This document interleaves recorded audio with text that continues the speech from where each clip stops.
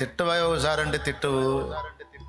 అసలు ఇన్ని బాధలు దేవుడు పెడతంటే నీకెక్కడ నీకు మండట్లేదు?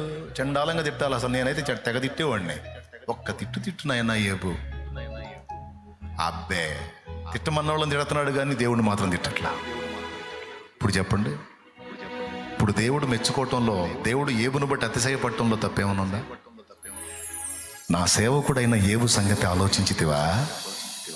భూమి మీద నా ఏబులు అంటూడు ఇంకొకడు లేడు. భూమి మీద నా ఏబులు అంటూడు ఇంకొకడు లేడు. అబ్బాయి ఎంత అతిశయపడుతున్నాడో ఏబును బట్టి, అబ్బాయి ఎంత అతిశయపడతాడో దానియేలును బట్టి, అబ్బాయి ఎంత అతిశయపడతాడో దావీదును బట్టి, ఎంత ఆనందపడతాడో అబ్రహామును బట్టి. ఎందుకు? కఠినమైన పరీక్షలను అనుమతిస్తే ఫస్ట్ క్లాస్లో పాస్ అయ్యారు, దేవుని మహింపరిచారు.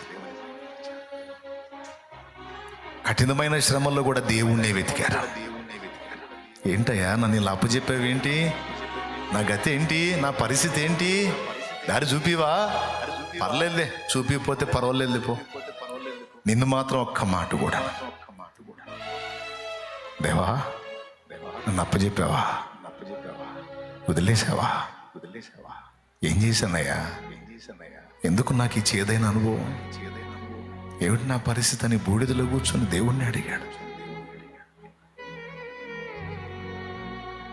అదిగో నా సమీపమును ఆయన దాటిపోవచ్చున్నాడు అన్నాడు.